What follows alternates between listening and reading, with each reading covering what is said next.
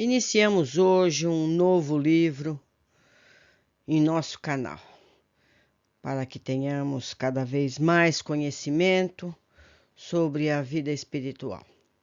Vamos começar a ler o livro Obsessão e Suas Máscaras, da doutora e pesquisadora Marlene Nobre. Apresentação. Iniciamos um novo estudo e nesta oportunidade não será de autoria psicográfica. Doutora Marlene Nobre, médica, pesquisadora e fundadora das AMES, que são associações médico-espíritas no Brasil e no exterior, nos oferece um estudo aprofundado sobre os dramas da obsessão, causas, consequências e especialmente a prevenção. No início do livro, doutora Marlene nos fala sobre a obsessão registrada na história, nas várias escrituras sagradas de vários povos e culturas. Isso é importante para que se entenda que esse tema não é uma novidade. As obsessões sempre estiveram presentes onde quer que exista um ser humano, pois são os espíritos dos humanos que permanecem vivos e atuantes mesmo depois de deixarem o corpo físico. A mediunidade é um atributo humano e sempre esteve presente nas comunidades, naturalmente com outros nomes, outros diagnósticos e outros tratamentos, pois só com Kardec pudemos ter os fenômenos espirituais descritos e disponíveis a todos. Antes, esse conhecimento estava restrito a grupos, restritos e mantidos em segredo, divulgado apenas entre os iniciados. Entendo que a maioria das pessoas quer conhecer efetivamente sobre a obsessão. Isso vem na segunda parte deste livro. Portanto, tenhamos paciência, pois é necessário trazer todo o livro. Entender os processos é fundamental para que se domine o tema com o entendimento pleno. Prefácio. Se não credes, não entendereis. Quem nos diz isso é Isaías, em 7:9. A fé, o intelecto encontra. Trinitate 15:2 e 3. Durante muitos anos, temos esperado o aparecimento de livros que comentem a obra de André Luiz. Acompanhamos com entusiasmo o esforço de Martins Peralva, trazendo a publicação Estudando a Mediunidade e Mensageiros do Bem, com excelentes comentários a 2 livros desse acervo, nos domínios da mediunidade e os mensageiros. Indicações constantes nossas a quantos estejam interessados no estudo da doutrina espírita, especialmente esses temas. Eu abro um parênteses aqui, lembrando sempre que esses livros já estão lidos aqui no nosso canal. Vocês podem estudá-los com facilidade. Continuando. Em agosto e setembro de 1987, frequentamos o curso ministrado pelo Dr. Pearzotti sobre o livro Evolução em 2 Mundos, realizado nas reuniões de sábado na Associação Médico Espírita de São Paulo. À época, sediada na Rua Maestro Cardim e presidida pelo Dr. Arilex, tendo como secretária-geral a Dona Maria Júlia Pietro Pérez. O Dr. Bearzotti foi assistente do professor Oswaldo de Freitas Julião, chefe do ambulatório de neuropediatria da Universidade de Campinas. Era também, à época, docente do Instituto de Psicologia da Pontifícia Universidade Católica de Campinas, a PUC Campinas, de modo que, aliando sua bagagem científica e cultural ao conhecimento espírita, trouxe uma valiosa contribuição a esse estudo. Então, vejam, meus amigos, quem está falando sobre mediunidade não são leigos, não são religiosos, são pessoas da ciência. Então, devemos dar os créditos necessários a essas pesquisas. Continuando. Posteriormente, essas aulas foram enfeixadas no Boletim 5, publicado pela própria AME São Paulo, cuja primeira edição saiu no mesmo ano de 1987, e a terceira, a 8ª, acaba de ser publicada. Inúmeros cursos, estudos sistemáticos e simpósios ocorrem no Brasil, dissecando especialmente essa série de fatos que, por si mesmo, já ressaltam o seu valor inestimável dentro do contexto da obra monumental carreada por Francisco Cândido Xavier, dos cimos para a terra. A própria AME São Paulo tem continuado a realizar em sua programação anual os estudos dessa coletânea de fundamental importância para o entendimento mais amplo da saúde humana. Em 30 de novembro de 96, do século passado, nós mesmos tivemos a oportunidade de dar a primeira aula na Universidade de São Paulo, sempre valiosa a contribuição de André Luiz, abordando especialmente estudos que constam deste livro, a convite do doutor Sérgio Felipe de Oliveira, coordenador do curso de Psicobiofísica de pós-graduação Lato Sensu. A intenção do coordenador é prosseguir trabalhando com os alunos, de modo a dissecar mais amplamente os estudos revelados pelo médico desencarnado. Faço eu uma nova observação. Vocês percebem que o tema já está nas cadeiras universitárias?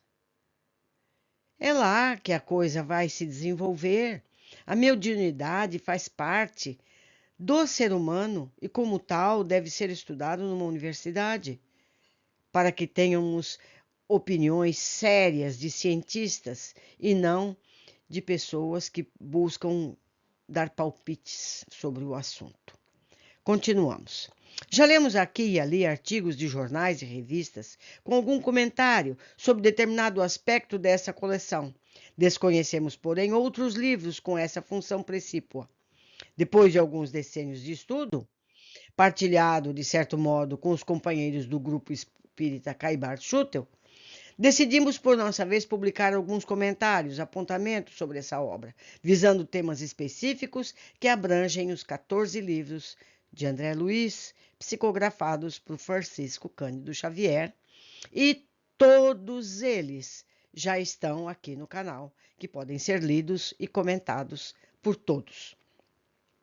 Como assunto inicial, escolhemos os estudos que temos feito sobre a obsessão, visando principalmente uma tentativa de classificação, uma melhor compreensão dada a sua grande complexidade. Essa escolha foi reforçada por 2 eventos. Primeiro, o Congresso Espírita Mundial, realizado em Brasília pelo Conselho Espírita Internacional de 1995, e a série de palestras que fizemos a convite do médico Fábio Villarraga, em 8 cidades da Colômbia e depois na Guatemala, abordando esse mesmo tema que despertou sempre um vivo interesse por parte do público. Sim, meus amigos, porque quem já não teve conhecimento de alguém que passa por uma obsessão espiritual? É um problema muito sério, de difícil solução. Então, todos que têm oportunidade querem aprender sobre o assunto para poderem se cuidar, se preservar, não é verdade? Continuando. Para fazer parte desse trabalho, preparamos igualmente um estudo introdutório sobre a importância do pensamento, base fundamental de todo o intercâmbio espiritual. E assuntos correlatos, tais como os reflexos condicionados e alguns apontamentos sobre a pineal, dividindo assim o livro em 2 partes. Na montagem definitiva do livro, decidimos, no entanto, colocar as anotações sobre o pensamento na parte 2. Essa opção, embora não seja muito didática, vai favorecer aqueles que desejarem tão somente maiores informações sobre obsessão. Aqui, meus amigos, eu vou ler todo o livro. E estando todos os vídeos feitos, vocês também podem partir diretamente para a parte 2, certo? Continuando. Com essa observação, estamos remetendo o leitor para a parte 2 do livro, que se desejar primeiramente maiores esclarecimentos sobre as bases de operação do pensamento, antes de entrar no estudo das obsessões. O caminho fica a seu critério. Então, se quiserem aprender todo o processo, fiquem aqui e continuem ouvindo. Se querem só a parte de obsessão, aguardem a parte 2 estar postada. Cremos que há uma carência de discussão dos temas aqui propostos sobre o enfoque holístico. Essa falta básica fundamenta-se especialmente no paradigma reducionista materialista, que a maioria dos cientistas elegeu, pelo menos até o momento, para orientação das suas atividades intelectuais e do próprio comportamento. De acordo com esses princípios materialistas, o pensamento é uma secreção do cérebro, produto do quimismo celular, e como tal deve ser estudado. O que na prática significa necessidade de maior avanço tecnológico para ampliar conhecimentos acerca das funções do sistema nervoso, expoente máximo de sua produção. Aqui e ali, repontam testemunhos importantes em favor da preponderância do espírito sobre a matéria. Devemos especialmente a um grupo de físicos essa ênfase. Entre esses é inegável a tarefa missionária do professor Fritjof Capra, que é conhecido mundialmente, seguindo os passos de Einstein, não apenas por sua inclinação pela física, mas igualmente por sua convicção espiritualista. Capra publicou livros importantes como O Tal da Física e Ponto de Mutação, e vem contribuindo de forma efetiva para a mudança do paradigma reducionista materialista, do qual ainda se fundamentam as nossas universidades e a sociedade como um todo. No campo médico, o neurocirurgião Wilder Penfield, me desculpem sempre a pronúncia dos nomes em outros idiomas, também constitui uma das mais honrosas exceções à regra dos cientistas materialistas, afirmando que o cérebro é o computador e a mente o programador, e enfatizando o aspecto dualista do ser humano. Podem ver isso em O Mistério da Mente, escrito por Wilder Penfield. Esses e outros testemunhos importantes, como os de Karl Pribban, Stanislaw Grof, Ken Wilber, Richard Geber e outros citados no corpo desse livro, ainda não conseguiram todavia a grande mudança estrutural. Para essa, há que se esperar mais, porque está diretamente vinculada à madureza dos tempos. Como enfatiza Kardec, com os singelos apontamentos deste livro, desejamos lembrar que a doutrina espírita, desde o seu surgimento no século passado, ou seja, 1857, tem contribuído para essa mudança, uma vez que é uma das minorias criativas a apontar caminhos para os tempos novos, a civilização por vindoura. Kardec e a falange da terceira revelação ressaltam entre seus ensinos a importância dos atributos e propriedades do espírito, destacando o pensamento como sua produção específica, que lhe permite as conexões com os demais seres do universo. Neste século, a revelação continua com os benfeitores espirituais, dos quais André Luiz é o porta-voz, afirmando que o universo é a exteriorização do pensamento divino. Isso está em domínios da mediunidade e a civilização, produto da mente humana. E muito mais, tentamos resumir na sua parte 2. Quanto à obsessão, em termos de população terrestre, o desconhecimento também é visceral. Para admitir a influência dos espíritos inferiores em nossa mente e, consequentemente, em nossos pensamentos e atos, é preciso aceitar a imortalidade da alma e sua capacidade de associação, benéfica ou maléfica, em todos os planos da vida. Em geral, as concepções religiosas são muito imprecisas no que concerne ao destino das almas após a morte, colocando um sono profundo, eterno, no deobar desse mundo, ressaltando como desconhecido e ameaçador, dificultando sobremaneira qualquer discussão benéfica sobre a vida no além e seus habitantes. Com raras exceções, cientistas e investigadores, psiquiatras, psicólogos desconhecem o assunto, quando não o ignoram deliberadamente.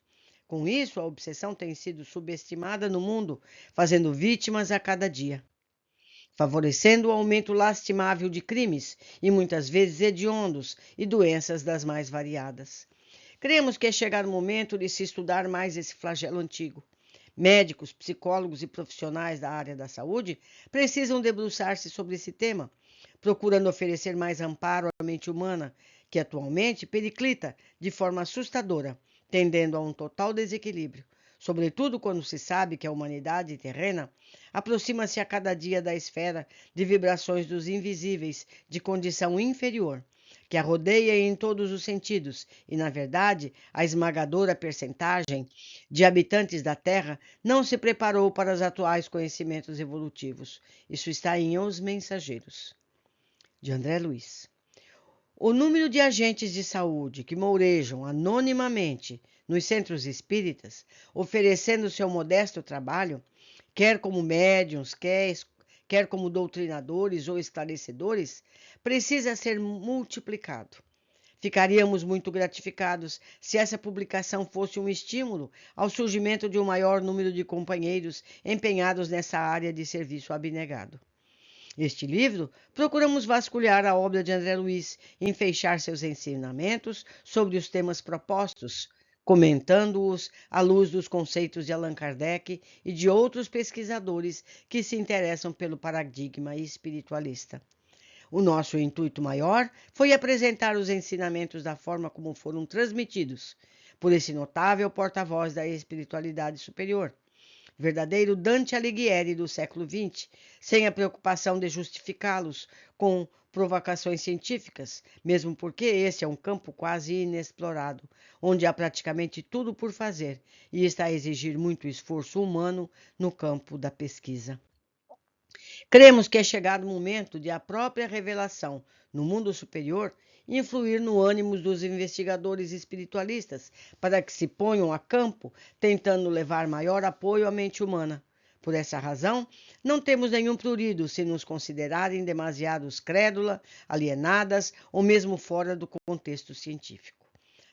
Sabemos perfeitamente que essa é uma área ainda eivada de preconceitos, mas não se pode esquecer a relatividade do tempo. Muitas teorias ontem consideradas indestrutíveis já foram varridas da face do planeta, outras, então, em vias de desaparecer. Assim, a existência dos rótulos provisórios também passam. Temos certeza que outras obras vão se originar como o desdobramento de um capítulo deste livro, ou da junção de vários deles, para melhor compreensão de assuntos tão complexos. Quem sabe, a partir do surgimento deste primeiro volume, mais colegas, psicólogos e especialistas, além de militantes espíritas da área da desobsessão, não se entusiasmarão em aprofundá-los, enriquecendo-os também com suas próprias casuísticas. Cremos que o trabalho é vasto, faz-se necessário e é de todo aconselhável que os vários subtemas tenham, à medida do possível, aprofundamento científico, com a divulgação das pesquisas específicas realizadas nas universidades, cotejadas com os resultados obtidos na prática mediúnica dos centros espíritas que se dedicam a essas tarefas. Como vemos, o trabalho apenas se esboça. Interessamo-nos em continuar aprendendo. Temos certeza de que, após a publicação deste livro, a cada dia estaremos observando o que deixou de ser dito, anotando a compreensão e mais a que chegamos com o passar do tempo. É isso o que ocorre quando se estuda uma coletânea que faz parte de uma revelação do mundo maior. A cada leitura, descobrem-se novos conceitos, a compreensão amplia-se, abrindo novos campos de observação. Reconhecemos os limites de nossos conhecimentos e as restrições de espaço e tempo no exame de ideias tão abrangentes. Se saímos a campo, é principalmente para não nos omitirmos diante desse legado de valor inestimável. Sei que André Luiz, com a generosidade de seu coração, já nos perdoou o cometimento. Quanto a você, leitor amigo, pedimos que se deixe levar pelo pensamento de nosso admirado Fernando Pessoa. Tudo vale a pena quando a alma não é pequena. Doutora Marlene Nobre. Meus amigos, eu faço lembrar que a igreja, ou melhor, as igrejas como um todo, um dia levaram à fogueira pessoas que diziam que a Terra era redonda. Não é verdade? Isso faz muito pouco tempo. Hoje o universo todo sabe que a Terra é redonda e ninguém mais é queimado por conta disso. Mas queimam ainda pessoas em suas carreiras, não queimam fisicamente, por trazerem esclarecimentos como os que está trazendo esse livro. Agradeço a todos a companhia que me fazem nesse estudo e aguardo para que cheguem mais estudantes. Até o próximo capítulo. Abraços.